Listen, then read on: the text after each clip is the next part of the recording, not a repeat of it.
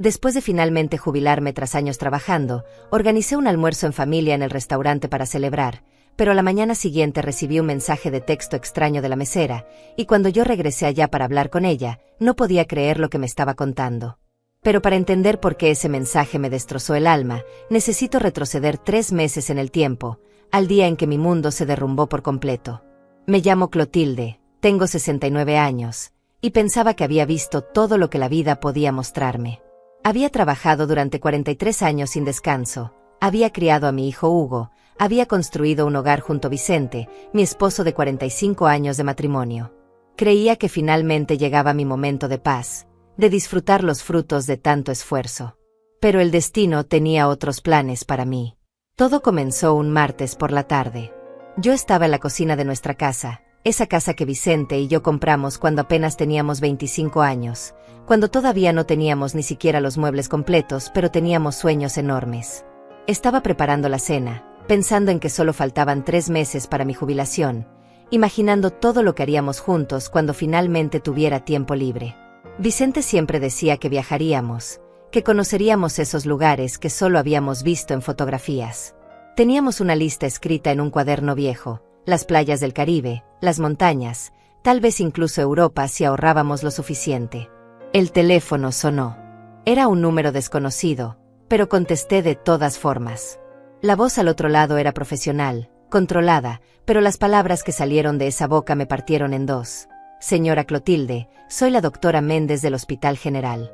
Su esposo Vicente ingresó hace 1 hora con un infarto masivo. Hicimos todo lo posible, pero no respondió a la reanimación. Lo lamento mucho. El teléfono se cayó de mi mano. Recuerdo que me quedé ahí, de pie en medio de la cocina, mirando la olla a la estufa donde se cocinaba la sopa que Vicente nunca comería. No podía procesar lo que acababa de escuchar. Vicente había salido esa mañana perfectamente bien. Me había besado en la frente como todos los días, me había dicho que me amaba, que volvería a la hora de siempre. ¿Cómo podía estar muerto? ¿Cómo podía el hombre más fuerte que conocía simplemente desaparecer en cuestión de horas? Cuando llegué al hospital, todo parecía irreal. Los pasillos blancos, las luces fluorescentes, el olor a desinfectante.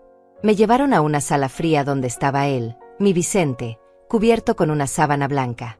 Me acerqué temblando, aparté la tela de su rostro, y ahí estaba, tan quieto, tan diferente al hombre lleno de vida que había abrazado esa misma mañana. Tomé su mano, todavía tibia, y fue entonces cuando sus últimas palabras de esa mañana resonaron en mi cabeza con una claridad aterradora. Mientras tomábamos café, Vicente me había mirado con una seriedad inusual y me había dicho: Clotilde, escúchame bien. Si algún día yo no estoy, prométeme que vas a cuidar nuestra casa. La compramos con nuestro sudor, con cada dólar que ganamos limpiando oficinas, trabajando horas extra, sacrificando vacaciones. Esa casa es tuya. No dejes que nadie, ¿me escuchas? Nadie te la quite. Es todo lo que tenemos, es nuestro legado. En ese momento me había parecido extraño, incluso mórbido. Le había dicho que no hablara de esas cosas, que teníamos muchos años por delante. Pero él había insistido: prométemelo, Clotilde. Y yo había prometido, sin imaginar que esas serían las últimas palabras importantes que intercambiaríamos. El funeral fue una tortura. Hugo, mi hijo de 42 años, estaba allí con su esposa Andrea. Ellos se habían casado hacía 7 años, y aunque yo siempre traté de llevarme bien con Andrea, nunca logré conectar realmente con ella. Había algo en su mirada, en la forma en que evaluaba todo a su alrededor, que me hacía sentir incómoda. Durante el funeral, ella se acercó y me abrazó, pero el abrazo se sintió calculado, ensayado. No se preocupe, mamá Clotilde, me susurró al oído. Hugo y yo estaremos aquí para usted. No va a estar sola.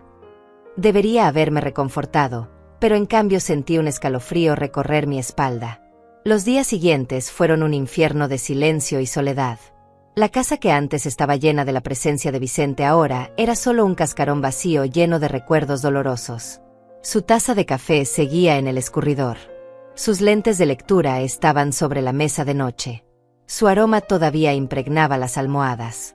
Yo caminaba por esos espacios tratando de sentirlo cerca, pero solo encontraba su ausencia, un vacío tan grande que me costaba respirar. Mi única hermana, Rosaura, Fue mi salvación durante esas primeras semanas horribles.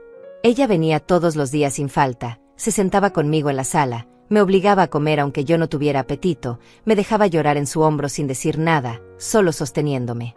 Rosaura era 2 años mayor que yo, tenía 71 años. Pero siempre había sido la fuerte, la que resolvía los problemas, la que encontraba luz incluso en los momentos más oscuros. «Vas a salir de esto», me decía mientras me preparaba té en mi propia cocina, porque yo ya ni siquiera tenía fuerzas para hacer esas cosas simples. «Vicente querría que vivieras, Clotilde.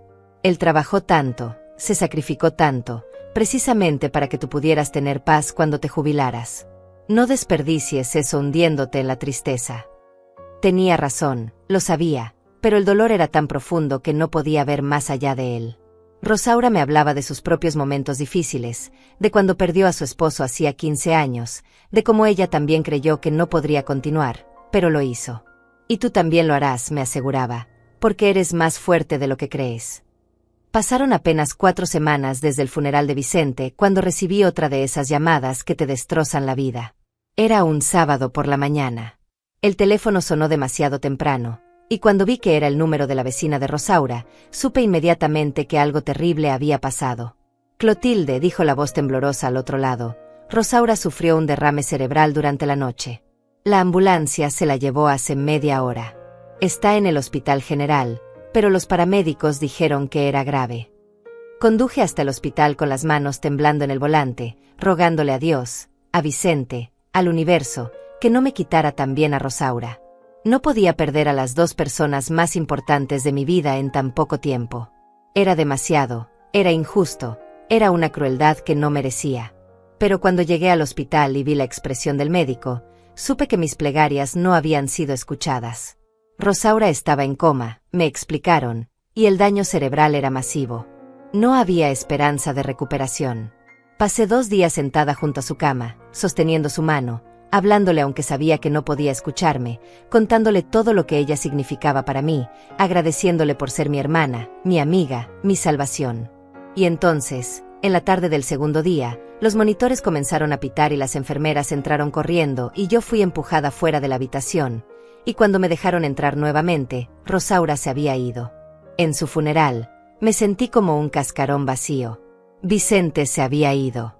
Rosaura se había ido. Mis padres llevaban años muertos.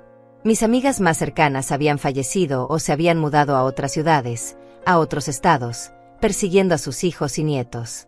Yo estaba completamente sola en el mundo, excepto por Hugo y Andrea.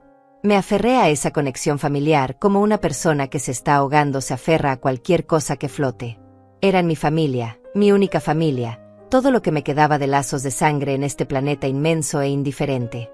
Fue después del funeral de Rosaura cuando Hugo comenzó a visitarme con más frecuencia. Al principio, en mi ingenuidad y mi desesperación por no estar sola, interpreté esto como amor filial, como preocupación genuina. Venía con Andrea 2 o 3 veces por semana, siempre trayendo comida preparada, siempre preguntando cómo estaba, si necesitaba algo, si había pagado las cuentas, si estaba tomando mis medicamentos. «Mamá», me decía Hugo mientras se sentaba en el sofá de la sala, ese mismo sofá que Vicente y yo habíamos comprado en una liquidación hace 20 años. «No puedes quedarte aquí sola todo el tiempo. Es demasiado para ti. Esta casa es muy grande para una sola persona». Yo le respondía que estaba bien, que podía manejarme perfectamente, que había vivido en esa casa durante 44 años y conocía cada rincón, cada crujido del piso, cada mancha en las paredes que contaba una historia. Pero Hugo insistía, y Andrea siempre agregaba su opinión con esa voz dulce pero firme que usaba. «Mamá Clotilde, Hugo solo se preocupa por usted. A su edad, vivir sola puede ser peligroso. ¿Qué pasa si se cae? ¿Qué pasa si tiene una emergencia médica y no hay nadie cerca?» Sus palabras sonaban razonables, incluso cariñosas, pero había algo en la forma en que miraba la casa, evaluando cada mueble, cada espacio, que me hacía sentir como si estuviera siendo analizada, calculada. Faltaban 2 meses para mi jubilación cuando Hugo sacó por primera vez el tema de la casa de una manera más directa. Era una tarde de miércoles. Andrea había preparado lasaña y la habían traído para cenar juntos. Mientras comíamos, Hugo dejó caer casualmente: «Mamá, he estado pensando. Esta casa tiene mucho valor. Está en un buen vecindario, El mercado inmobiliario está alto. Si algo te pasara, el proceso de herencia sería complicado, costoso. Los impuestos se comerían gran parte del valor. Me quedé mirándolo, sin entender exactamente a dónde quería llegar. ¿Qué estás sugiriendo, Hugo?, pregunté. Él intercambió una mirada con Andrea antes de responder, y esa mirada debería haberme advertido de lo que venía. Bueno, dijo con esa sonrisa que solía usar cuando era niño y quería convencerme de algo, tal vez deberías considerar transferir la casa a mi nombre. Solo por precaución, ¿entiendes? Así evitamos problemas legales más adelante. Tú seguirías viviendo aquí, por supuesto, pero legalmente la casa estaría protegida. Sus palabras me cayeron como agua helada. Recordé inmediatamente la conversación con Vicente esa última mañana, su insistencia en que cuidara la casa, en que no dejara que nadie me la quitara. No dejes que nadie te la quite, había dicho, y en ese momento yo no había entendido por qué era tan específico, tan urgente. Ahora comenzaba a comprender. No, Hugo, respondí con firmeza, sorprendiéndome a mí misma por la fuerza en mi voz. Esta casa es mía. Tu padre y yo la pagamos con 40 años de trabajo. Cada dólar que gastamos en ella salió de nuestro sudor. No voy a transferirla a nadie. La expresión de Hugo cambió. La sonrisa desapareció y fue reemplazada por algo más duro, más frío. Andrea intervino rápidamente, usando ese tono condescendiente que tanto me molestaba. Mamá Clotilde, creo que no está entendiendo. Hugo solo quiere protegerla. A su edad, con la soledad, con el estrés de todo lo que ha pasado, uno no siempre toma las mejores decisiones. Nosotros solo queremos ayudar. La forma en que dijo a su edad me hizo sentir como si fuera una niña incapaz de manejar sus propios asuntos.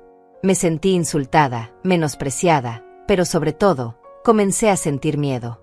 Entiendo perfectamente, dije, manteniendo mi voz lo más calmada posible, aunque por dentro temblaba de indignación y de un terror creciente que apenas comenzaba a reconocer. Y mi decisión es no. Esta casa permanece a mi nombre. Es lo único que me queda de Vicente, es nuestro legado, y voy a respetarlo. Hugo se levantó de la mesa bruscamente, su silla raspando contra el piso con un sonido áspero. Está bien, mamá, dijo con una voz tensa, controlada, pero no digas que no te advertimos cuando las cosas se compliquen. Y con eso, él y Andrea se fueron, dejándome sola en esa casa grande con mi lasaña a medio comer y un miedo nuevo instalándose en mi pecho. Durante las siguientes semanas, las visitas de Hugo y Andrea se volvieron más frecuentes pero también más incómodas. Ya no venían con comida o con preguntas amables sobre mi bienestar. Ahora venían con documentos, con artículos impresos de internet sobre ancianos que habían perdido sus propiedades por no planificar adecuadamente, con historias sobre vecinos que supuestamente habían sufrido estafas o problemas legales. Mira esto, mamá, decía Hugo, poniéndome un papel frente a los ojos. Este señor de 70 años perdió su casa porque no tenía los papeles en orden cuando tuvo un problema de salud. No quieres que eso te pase a ti, ¿verdad? Yo me mantenía firme, pero la presión constante comenzaba a desgastarme. Andrea había empezado a hacer comentarios sutiles sobre mi memoria. Mamá Clotilde, ¿no recuerda que ya me contó esa historia la semana pasada?, decía con una sonrisa que no llegaba a sus ojos. Oh, ¿está segura de que tomó su medicamento esta mañana? La vi un poco confundida hace un rato. Yo sabía perfectamente que mi memoria estaba bien, que había tomado mi medicamento, que no había repetido ninguna historia, pero sus palabras comenzaban a sembrar dudas en mi propia mente. ¿Y si realmente estaba olvidando cosas? ¿Y si la edad y el dolor de las pérdidas recientes me estaban afectando más de lo que creía? Una tarde, Hugo llegó con un hombre que presentó como el señor Alfredo, un abogado especializado en planificación patrimonial. Yo no había pedido ninguna consulta legal, pero ahí estaban, sentados en mi sala, con carpetas llenas de documentos y explicaciones complicadas sobre fideicomisos, transferencias de propiedad y protección de activos. El señor Alfredo hablaba rápido, usando términos legales que apenas comprendía, y cada tanto Hugo asentía y agregaba, ¿ves, mamá? Es por tu propio bien. Yo escuchaba sintiéndome cada vez más pequeña, más confundida, más presionada. Pero entonces recordé nuevamente las palabras de Vicente, su rostro serio esa última mañana, su insistencia en que no dejara que nadie me quitara la casa. Agradezco su tiempo, señor Alfredo, dije finalmente, interrumpiendo su discurso, pero no necesito sus servicios. Mi casa permanecerá a mi nombre. Hugo estaba furioso. Podía verlo en la forma en que apretaba la mandíbula, pero no dijo nada.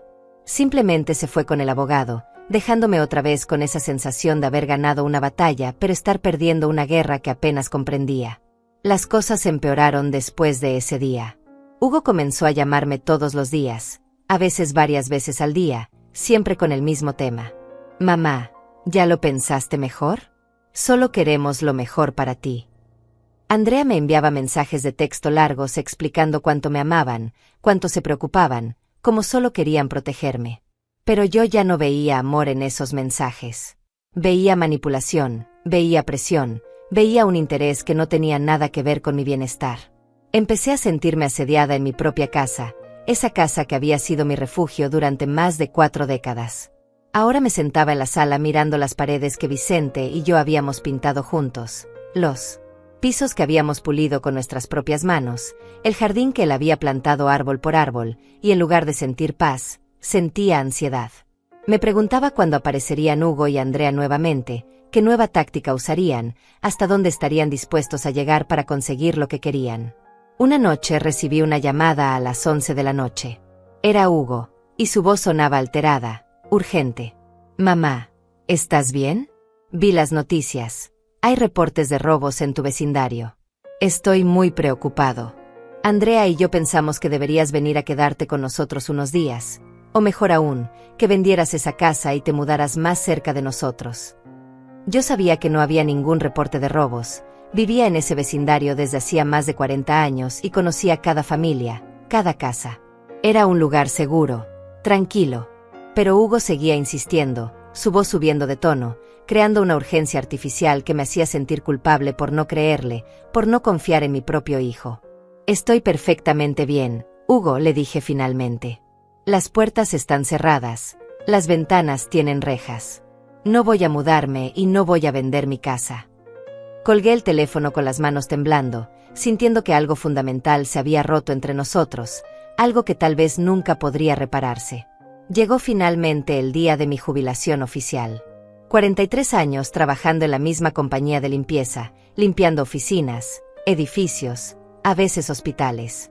Había comenzado a los 26 años, cuando Hugo era solo un bebé y necesitábamos dinero extra. Vicente trabajaba en construcción durante el día, yo limpiaba oficinas por las noches. Durante años apenas nos veíamos. Nos cruzábamos como barcos en la noche, dejándonos notas de amor en la mesa de la cocina, robando besos cuando yo llegaba justo cuando él salía. Pero lo hicimos, construimos una vida, pagamos la casa, criamos a Hugo, y ahora finalmente podía descansar. Excepto que Vicente no estaba aquí para verlo, para celebrarlo conmigo como habíamos planeado durante tantos años.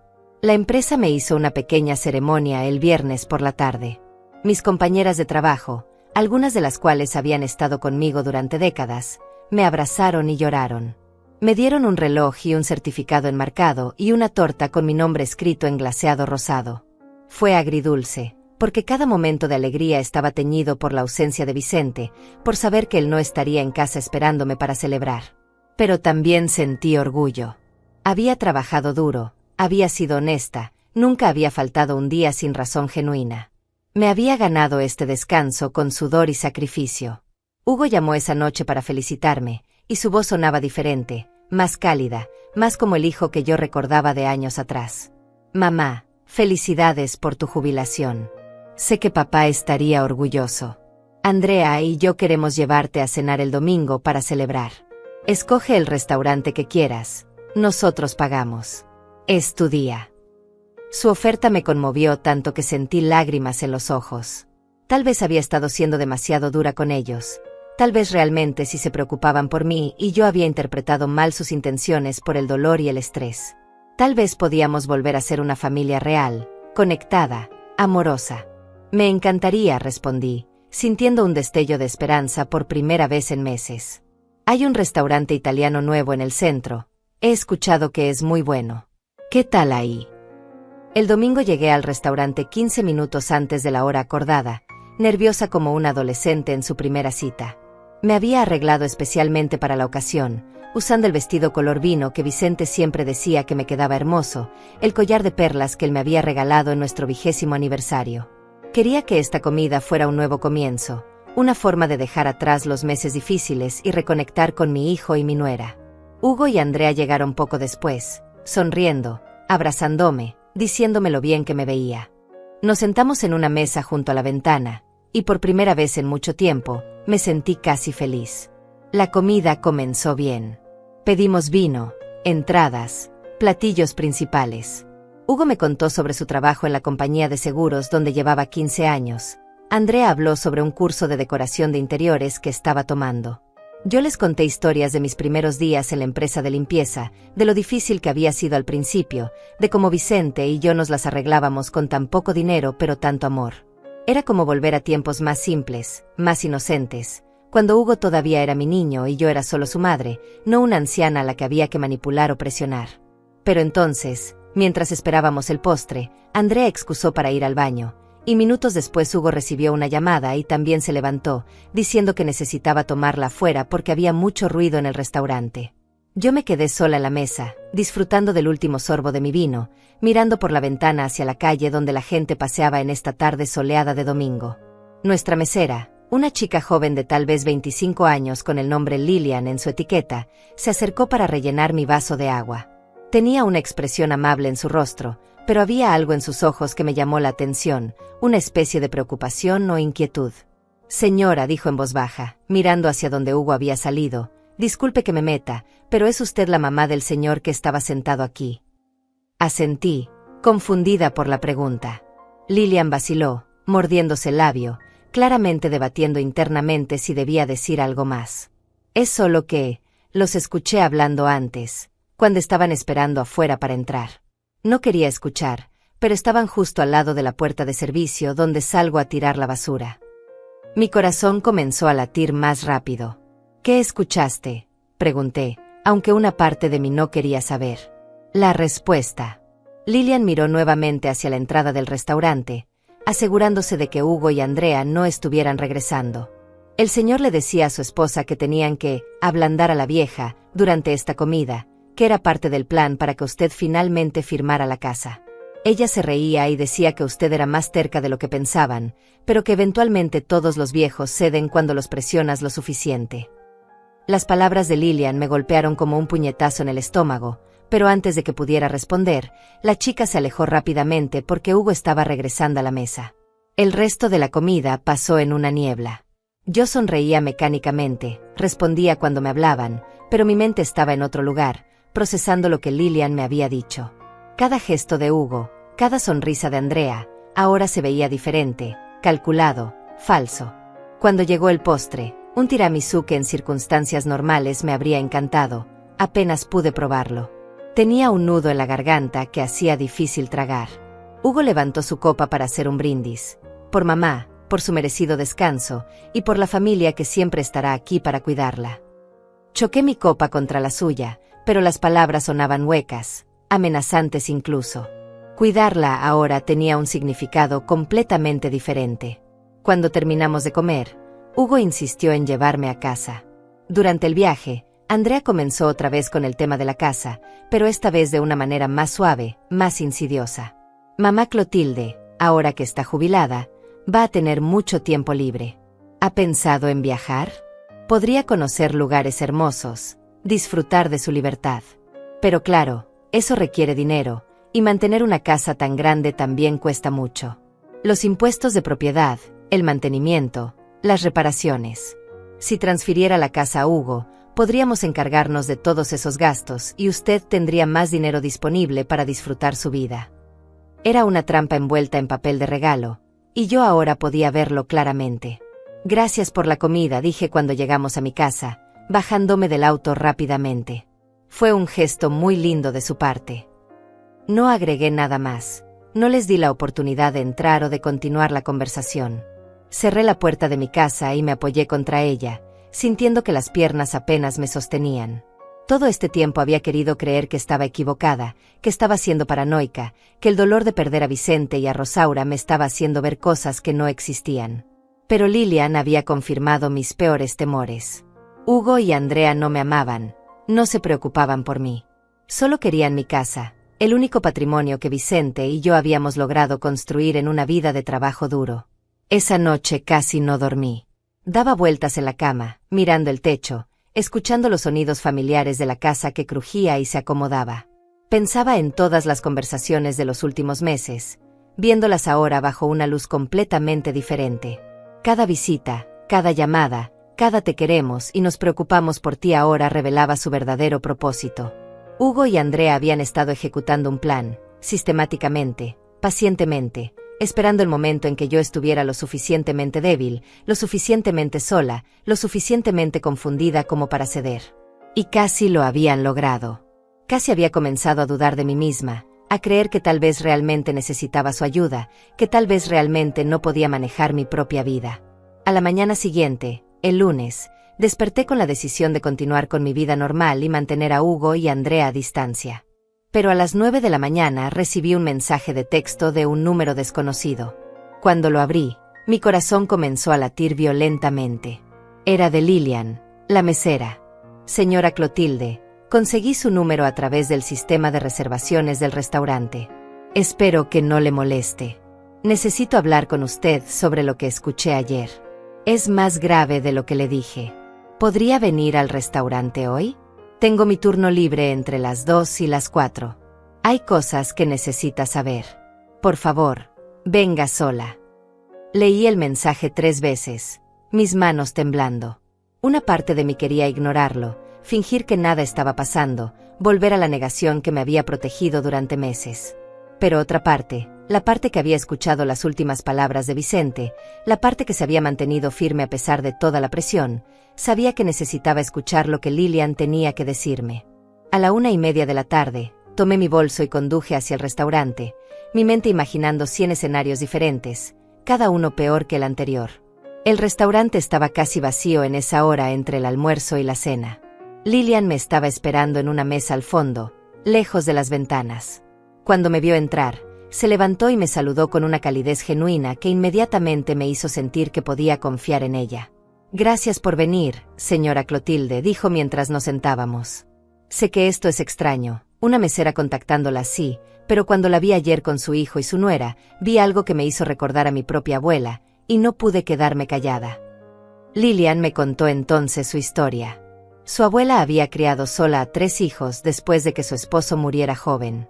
Había trabajado toda su vida, había comprado una casa pequeña pero acogedora en un buen vecindario. Cuando la abuela de Lilian cumplió 70 años, uno de sus hijos, el tío de Lilian, comenzó a presionarla para que le transfiriera la casa. Usó las mismas tácticas: preocupación falsa, advertencias sobre su edad y su capacidad para manejar la propiedad, presión constante. La abuela finalmente cedió, firmó los papeles, y 3 meses después el tío vendió la casa y puso a la abuela en un asilo barato. Murió sola 6 meses más tarde, con el corazón roto. Nunca pude perdonarme por no haber hecho más para protegerla, dijo Lilian con lágrimas en los ojos. Yo era solo una adolescente entonces. No entendía lo que estaba pasando hasta que fue demasiado tarde. Por eso cuando los escuché ayer hablando de usted de esa manera, supe que tenía que advertirle. ¿Qué más escuchaste?, pregunté, aunque no estaba segura de querer conocer la respuesta. Lilian respiró profundo antes de continuar. Escuché que su esposa, Andrea, decía que tenían que acelerar el proceso porque usted acababa de jubilarse y ahora tendría más tiempo para pensar, más tiempo para darse cuenta de lo que estaban haciendo. Su hijo respondió que no se preocupara, que usted estaba sola, vulnerable, que eventualmente no tendría más opción que confiar en ellos. Y entonces Andrea dijo algo que me heló la sangre. Dijo: al menos ya nos encargamos del problema del viejo.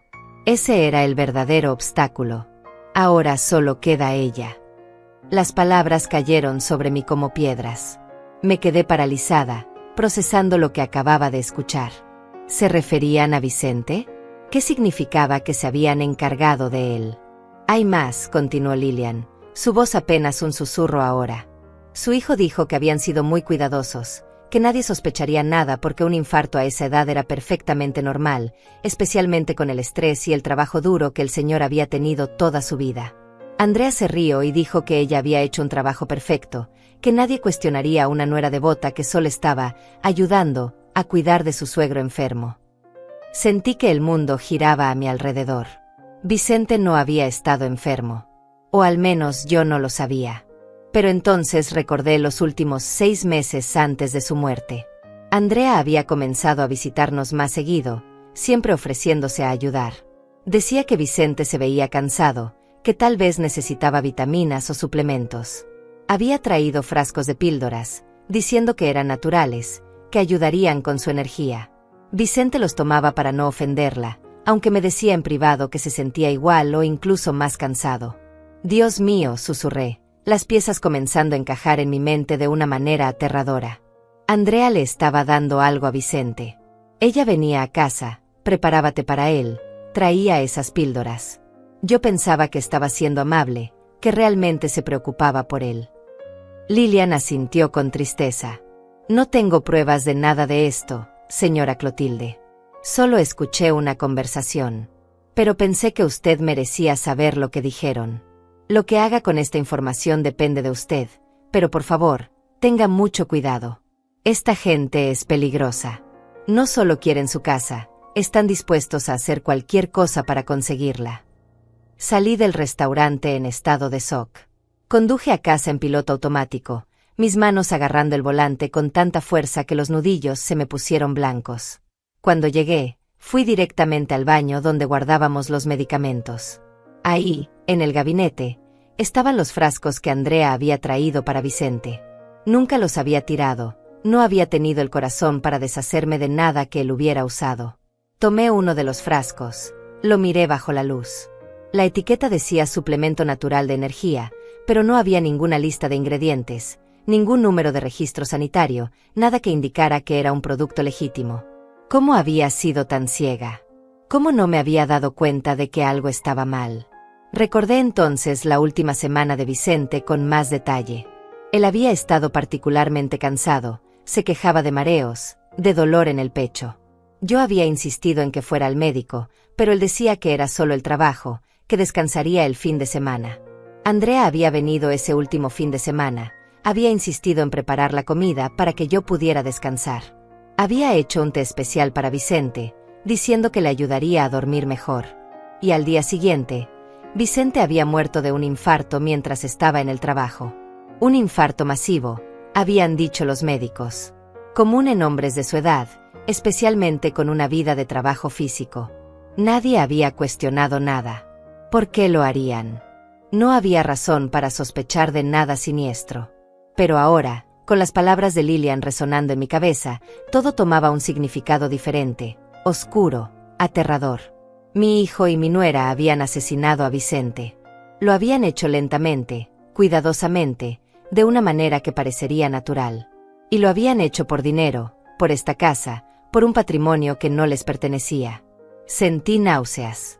Corrí al baño y vomité, mi cuerpo rechazando físicamente la horrible verdad que mi mente estaba comenzando a aceptar.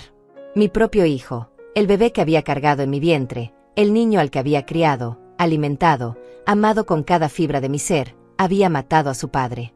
¿Cómo era posible? ¿En qué momento se había convertido en un monstruo? Durante los siguientes días viví en una especie de trance.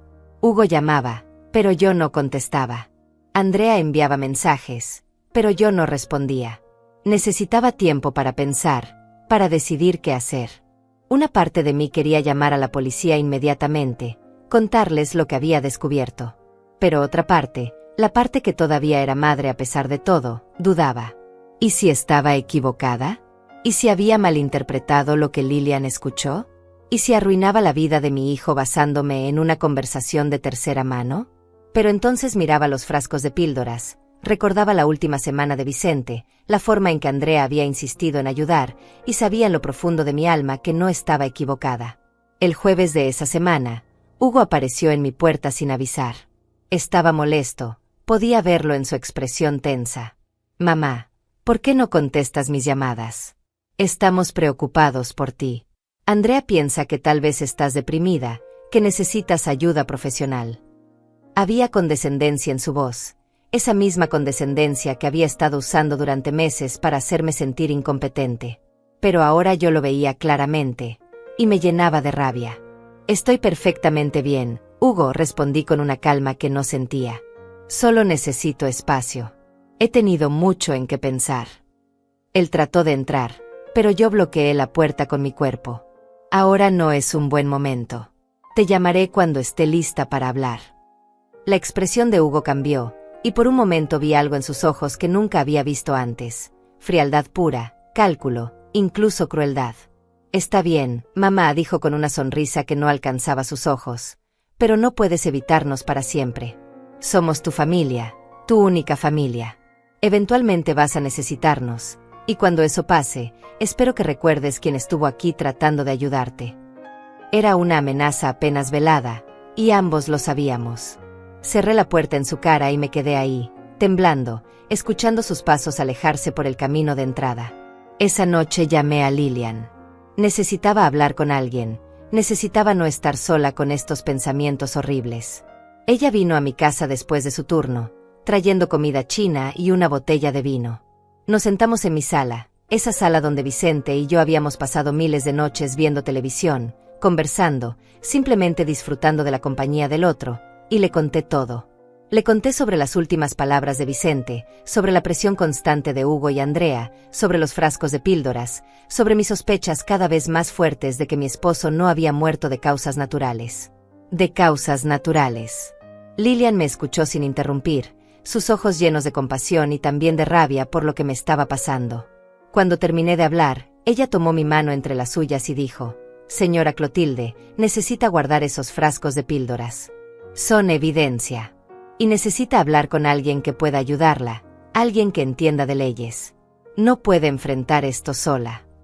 Tenía razón, por supuesto. ¿Pero a quién podía acudir? No tenía amigos cercanos que todavía estuvieran vivos o en condiciones de ayudar. No tenía otros familiares. Estaba completamente sola excepto por esta joven mesera que apenas me conocía, pero que había mostrado más compasión genuina que mi propia sangre. «Hay un abogado», dije finalmente, recordando.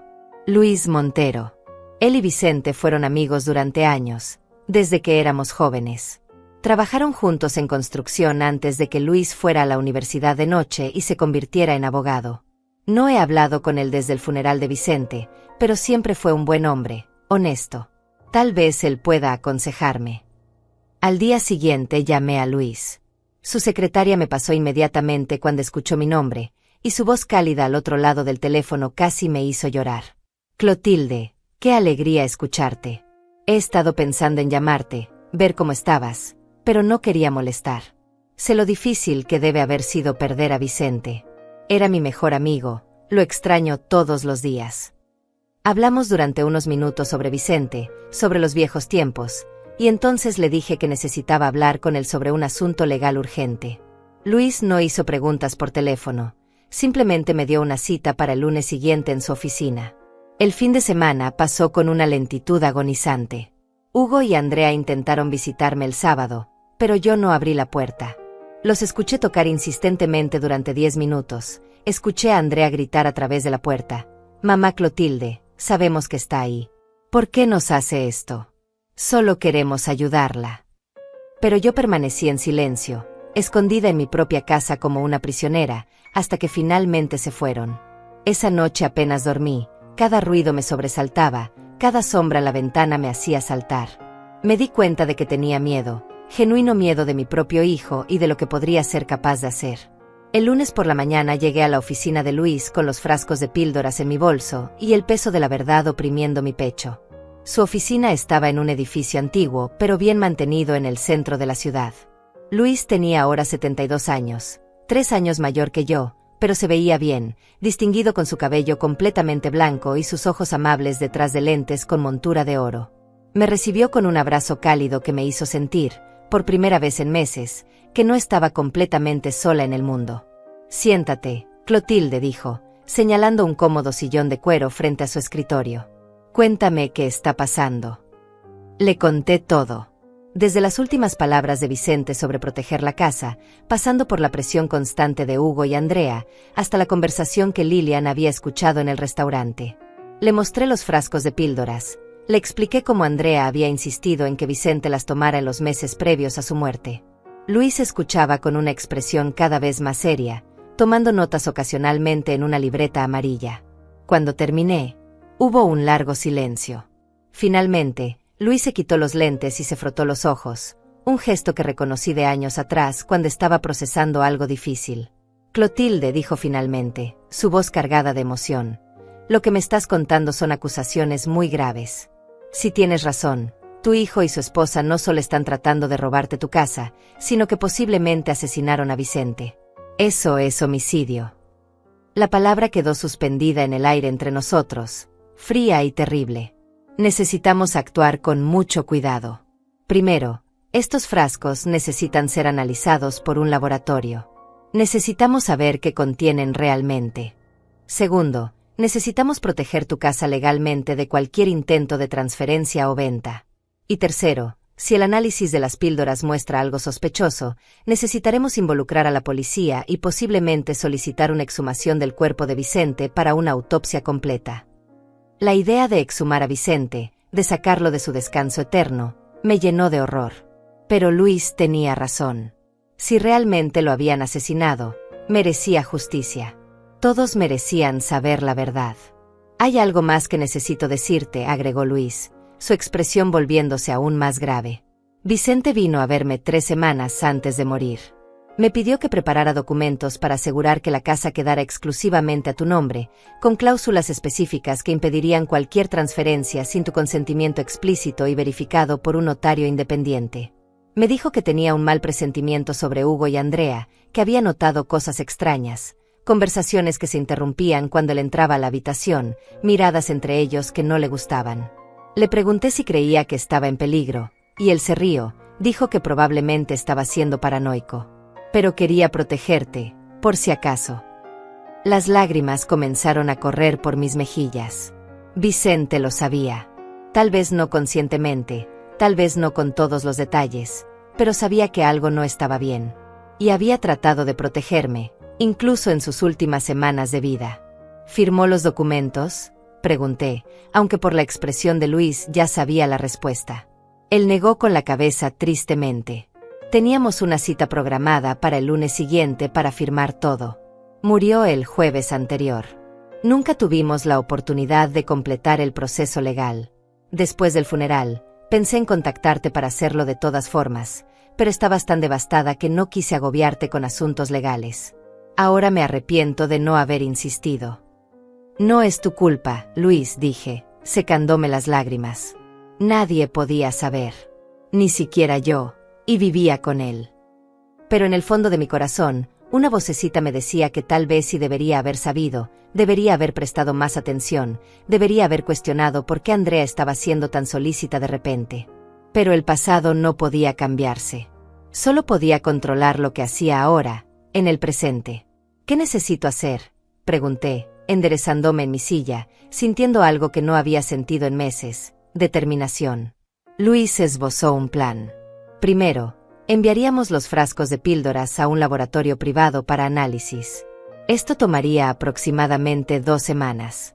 Mientras tanto, él prepararía y yo firmaría inmediatamente documentos legales que protegerían mi casa de cualquier intento de transferencia forzada. También haría una declaración jurada detallando todo lo que había observado y experimentado con Hugo y Andrea. Si el análisis de las píldoras mostraba algo sospechoso, contactaríamos a la policía con toda la evidencia recopilada. Mientras tanto, agregó Luis, necesitas ser extremadamente cuidadosa. No confrontes a Hugo y Andrea con nada de esto. No les des ninguna indicación de que sospechas algo. Mantén las distancias lo más posible, y si vienen a tu casa, no los dejes entrar, especialmente no permitas que te preparen comida o bebida. Salí de la oficina de Luis sintiéndome tanto asustada como aliviada. Asustada por lo que podríamos descubrir, por las implicaciones de todo esto, por el hecho de que mi propio hijo pudiera ser un asesino. Pero también aliviada de finalmente tener a alguien de mi lado, alguien con el conocimiento y los recursos para ayudarme.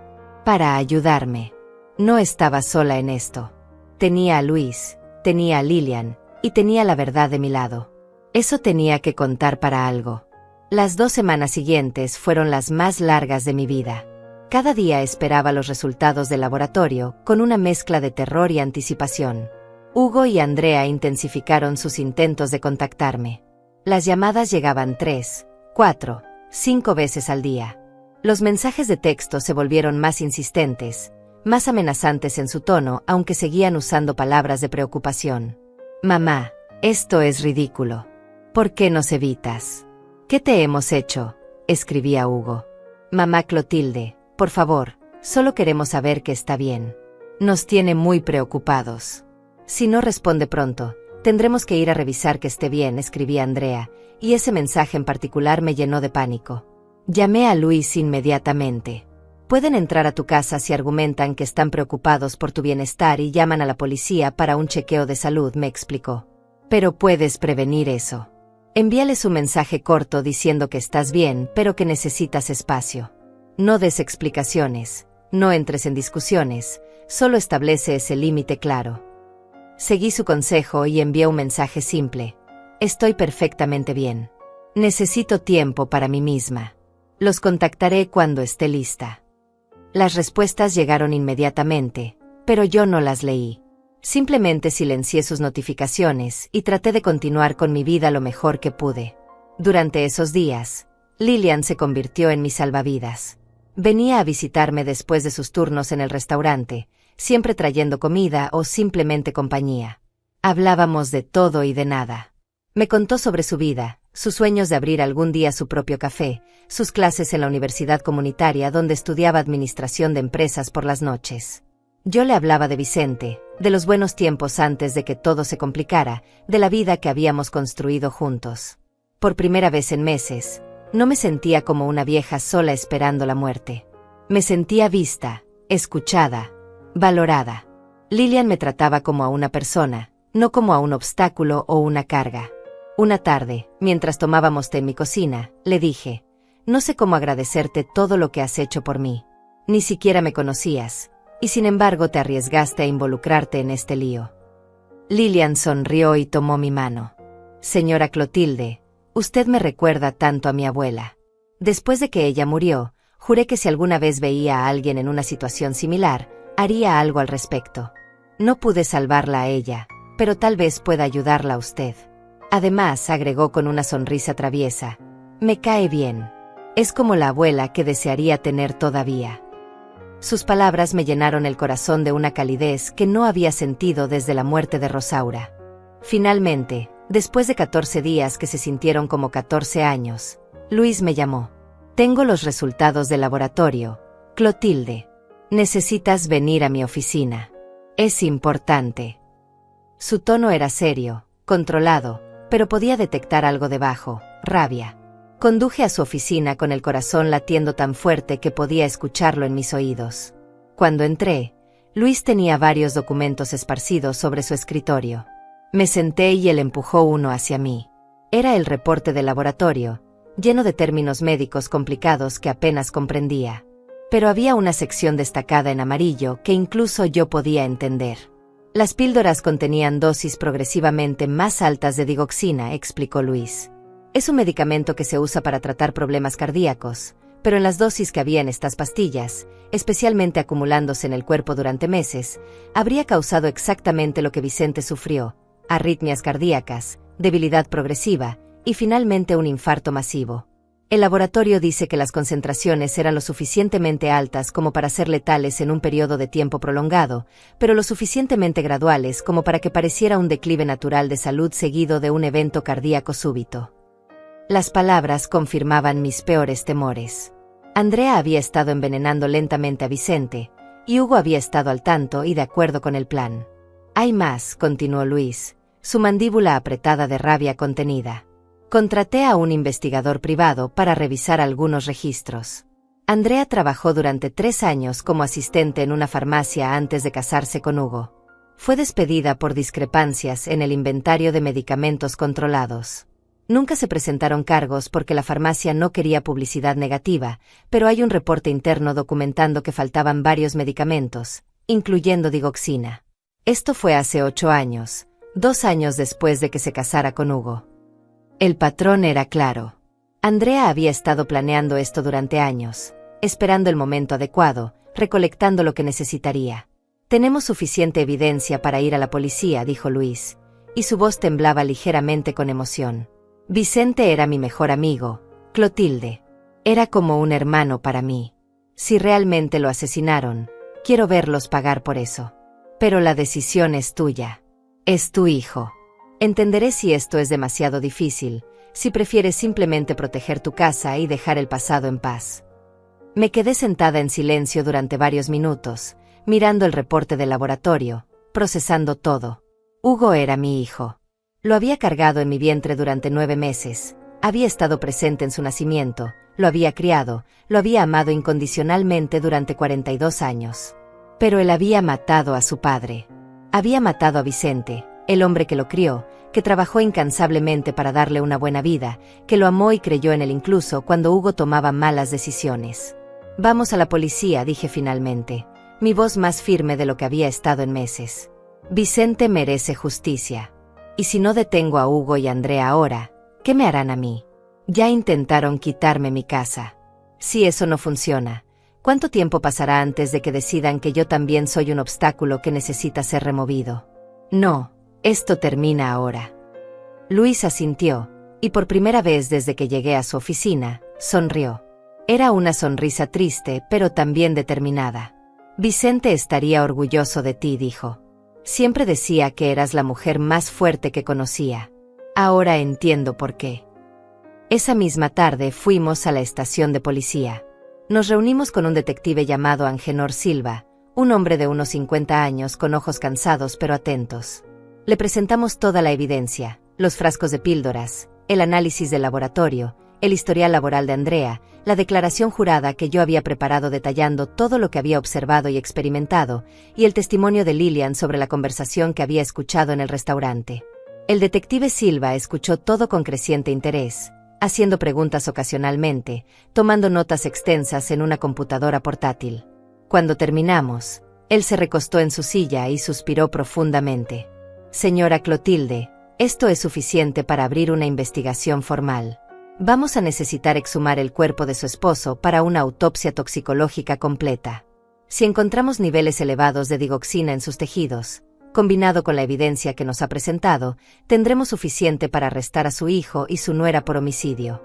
También vamos a necesitar que usted grabe cualquier conversación futura con ellos donde admitan algo sobre el plan o sobre la casa. ¿Cree que pueda hacer eso? La idea de grabar a mi propio hijo, de engañarlo para que confesara, me revolvía el estómago. Pero pensé en Vicente, en cómo había muerto solo en su lugar de trabajo, probablemente confundido y asustado, sin entender qué le estaba pasando a su cuerpo. Pensé en sus últimas palabras esa mañana, pidiéndome que protegiera nuestra casa, como si supiera que algo malo podría pasar. Sí, respondí al detective Silva, puedo hacerlo. Por Vicente, puedo hacer cualquier cosa. Luis me apretó la mano en señal de apoyo, y sentí una determinación de acero instalarse en mi columna vertebral. Ya no era la viuda frágil y confundida que Hugo y Andrea creían que podían manipular. Era una mujer que luchaba por justicia, por dignidad, por la memoria del hombre que había amado durante 45 años. El detective Silva me equipó con un pequeño dispositivo de grabación que se escondía fácilmente en mi bolso. Me dio instrucciones específicas: mantener la conversación natural, no hacer preguntas demasiado directas que pudieran alertarlos, simplemente dejar que ellos hablaran y esperar a que revelaran información. Esa noche, con las manos temblando, le envié un mensaje a Hugo. He estado pensando en lo que dijiste. Tal vez tenías razón sobre la casa. ¿Podemos hablar mañana? Los invito a almorzar aquí. La respuesta llegó casi inmediatamente. Por supuesto, mamá. Sabía que entrarías en razón. Estaremos ahí a las 12. El tono triunfante en su mensaje me dio náuseas, pero me obligué a mantener la compostura. Al día siguiente preparé la casa cuidadosamente. El dispositivo de grabación estaba escondido en mi bolso sobre la mesa de la sala, estratégicamente posicionado para captar cualquier conversación. Preparé sándwiches y té, aunque la idea de comer con ellos me revolvía el estómago. A las 12 en punto, Hugo y Andrea llegaron, y la sonrisa en sus rostros era de pura satisfacción. Finalmente habían ganado, o eso creían. Mamá, nos alegra tanto que hayas decidido ser razonable, dijo Hugo, besándome la mejilla con un afecto que ahora sabía era completamente falso. Andrea me abrazó, y tuve que hacer un esfuerzo consciente para no apartarme de su toque. Nos sentamos en la sala, y comencé a servirles té. He estado pensando mucho, dije, manteniendo mi voz temblorosa como si estuviera nerviosa, sobre todo lo que han dicho. Tienen razón, esta casa es demasiado para mí. Y ustedes son mi familia, mi única familia. Si no puedo confiar en ustedes, ¿en quién puedo confiar? Vi el intercambio de miradas entre Hugo y Andrea, esa comunicación silenciosa de victoria que compartían. Exactamente, mamá, dijo Andrea, su voz goteando con una dulzura falsa que ahora podía ver claramente. Siempre hemos querido lo mejor para ti. Y ahora que papá Vicente no está, nosotros somos todo lo que tienes. La mención casual de Vicente como papá Vicente me hizo apretar los dientes, pero mantuve mi expresión neutral. Es solo que, continué, dejando que mi voz se quebrara ligeramente. Extraño tanto a Vicente. A veces me pregunto si pude haber hecho algo diferente, si debí haber notado que estaba enfermo antes. Andrea, tú lo visitabas tanto en esos últimos meses, le traías esas vitaminas. ¿Notaste algo extraño en su salud? Andrea no dudó ni un segundo antes de responder, su arrogancia superando su cautela. Bueno, sí, estaba claramente declinando. Su corazón estaba débil, cualquiera podía verlo. Por eso le daba esos suplementos, para tratar de ayudarlo.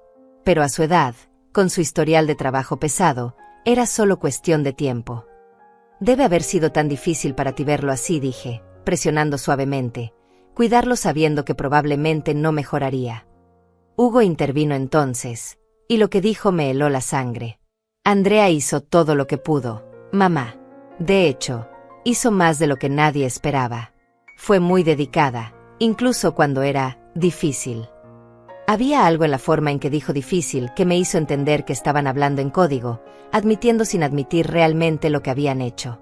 Y ahora, continuó Hugo, inclinándose hacia adelante con esa sonrisa que solía derretir mi corazón cuando era niño, podemos asegurarnos de que estés cuidada también. Una vez que la casa esté a mi nombre, no tendrás que preocuparte por nada. Nosotros nos encargaremos de todo. ¿Y yo seguiría viviendo aquí?, pregunté, aunque ya sabía la respuesta. Andrea respondió, y su máscara finalmente comenzó a caer. Bueno, eso depende, mamá Clotilde. Esta casa tiene mucho valor, probablemente podríamos venderla por al menos $400,000, tal vez más. Con ese dinero podríamos encontrarte un lindo apartamento pequeño, algo más manejable para una persona de tu edad. O incluso una residencia asistida, donde tendrías gente alrededor todo el tiempo. Una residencia asistida. Querían encerrarme en un asilo y quedarse con todo el dinero de la casa que Vicente y yo habíamos pagado con 40 años de trabajo. Hugo debió notar algo en mi expresión porque su tono cambió, volviéndose más duro. Mamá, tienes que ser práctica. No puedes vivir aquí para siempre. Y francamente, después de papá, bueno, digamos que las cosas tienen una forma de resolverse cuando es el momento adecuado. Él era el obstáculo real, siempre tan protector de esta casa, siempre diciendo que era su legado. Pero ahora él no está, y tú eres más razonable. Las palabras confirmaban todo. No solo admitían que querían mi casa, sino que estaban insinuando que la muerte de Vicente había sido conveniente, necesaria incluso. Sentí lágrimas de rabia y dolor en mis ojos, pero las contuve. Entiendo, dije suavemente, y no estaba mintiendo. Finalmente entendía todo con una claridad perfecta. Mi hijo se había convertido en un extraño, un monstruo motivado por la codicia y dispuesto a cometer los actos más atroces para conseguir lo que quería. Pero necesito un poco más de tiempo para pensarlo. Es una decisión grande. La frustración era evidente en la cara de Hugo. ¿Cuánto más tiempo necesitas, mamá? Ya te dimos meses. No podemos esperar para siempre. Andrea le tocó el brazo, un gesto de advertencia, pero el daño estaba hecho. Hugo había revelado su verdadera naturaleza, impaciente, exigente, sin un gramo de verdadero amor o preocupación por mí. Se fueron poco después, claramente insatisfechos con mi respuesta, pero creyendo que todavía tenían control de la situación. En el momento en que la puerta se cerró detrás de ellos, saqué el dispositivo de grabación de mi bolso y lo apagué. Tenía todo lo que necesitaba. Al día siguiente, Luis, el detective Silva y yo escuchamos la grabación juntos. El detective sonrió con una satisfacción sombría. Esto, combinado con la autopsia que ya ordenamos, será suficiente. especialmente las admisiones de Andrea sobre darle los suplementos a Vicente y el comentario de Hugo sobre que él era el obstáculo real. Un buen fiscal puede construir un caso sólido con esto. La exhumación del cuerpo de Vicente fue una de las experiencias más dolorosas de mi vida. Tuve que firmar los documentos autorizándola, sabiendo que estaba perturbando su descanso, pero también sabiendo que era necesario para la justicia. Los resultados de la autopsia toxicológica llegaron 2 semanas después, y confirmaron lo que ya sabíamos: niveles extremadamente altos de digoxina en sus tejidos, consistentes con envenenamiento prolongado. La causa oficial de muerte fue cambiada de infarto cardíaco natural a homicidio por envenenamiento. Vicente había sido asesinado, y ahora teníamos la prueba irrefutable. El arresto ocurrió un martes por la mañana. El detective Silva me había advertido que sucedería, pero aún así, cuando recibí la llamada confirmándolo, me senté en mi sofá y lloré durante 1 hora. Mi hijo, mi único hijo, estaba siendo acusado de asesinato. Andrea también fue arrestada, acusada como autora material del crimen, mientras que Hugo fue acusado como cómplice y conspirador. Los cargos incluían homicidio en primer grado, conspiración para cometer fraude e intento de explotación de un adulto mayor. Enfrentaban potencialmente cadena perpetua si eran declarados culpables. El juicio fue largo y público. Los medios de comunicación se aferraron a la historia: el hijo y la nuera que asesinaron al padre para heredar una casa. Yo tuve que testificar, sentarme en ese estrado y contar toda la historia frente a una sala llena de extraños, frente a Hugo y Andrea que me miraban con odio puro en sus ojos. Fue la cosa más difícil que he hecho en mi vida, más difícil incluso que enterrar a Vicente. Pero lo hice. Por él, por la justicia, por mí misma. Lilian también testificó sobre la conversación que había escuchado. Luis presentó toda la evidencia documental. El caso contra ellos era abrumador. El veredicto llegó después de solo 6 horas de deliberación. Culpables en todos los cargos. Hugo recibió 30 años de prisión sin posibilidad de libertad condicional. Andrea recibió cadena perpetua sin libertad condicional, ya que ella había sido quien administró físicamente el veneno. Los vi ser esposados y llevados fuera de la sala del tribunal, y sentí una mezcla compleja de emociones: alivio, tristeza, rabia, pero también una extraña paz. La justicia había sido servida.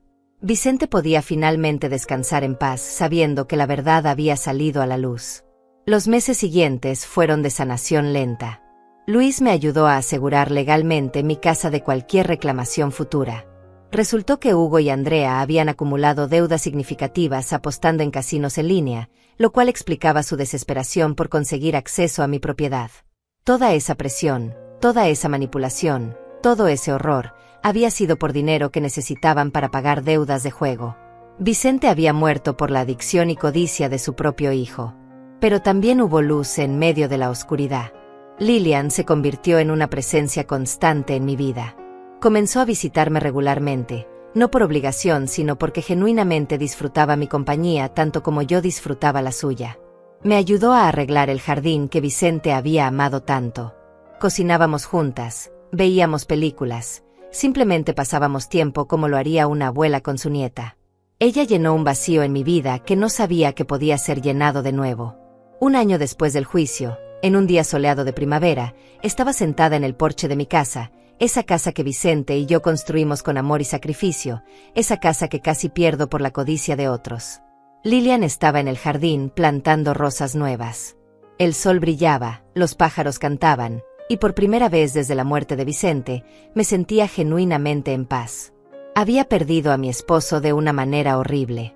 Había perdido a mi hijo, aunque ahora entendía que el hijo que amaba probablemente nunca había existido realmente, o había desaparecido hace años reemplazado por el extraño codicioso que lo envenenó. Pero había ganado algo también. Había ganado mi propia fuerza, la comprensión de que era capaz de luchar por mí misma incluso cuando todo parecía perdido. Había ganado una amiga verdadera en Lilian, una conexión basada en respeto mutuo y cariño genuino en lugar de obligación de sangre. Y había ganado justicia para Vicente, asegurándome de que su muerte no quedara impune, de que la verdad saliera a la luz. Miré la casa, sus paredes que conocía cada centímetro, su jardín que florecía con nueva vida, y supe que Vicente estaría orgulloso. Había cumplido mi promesa. Había protegido nuestra casa, nuestro legado, no solo de que me la quitaran, sino también de que cayera en manos de quienes la habían manchado con su crimen. Esta casa seguía siendo nuestra, mía y de Vicente, un testamento de 40 años de amor, trabajo y dedicación. Y mientras yo viviera, permanecería así, un hogar lleno de recuerdos buenos que se negaban a ser eclipsados por la oscuridad que había intentado consumirlos. Finalmente, después de la tormenta más terrible de mi vida, había encontrado mi camino de regreso a la luz.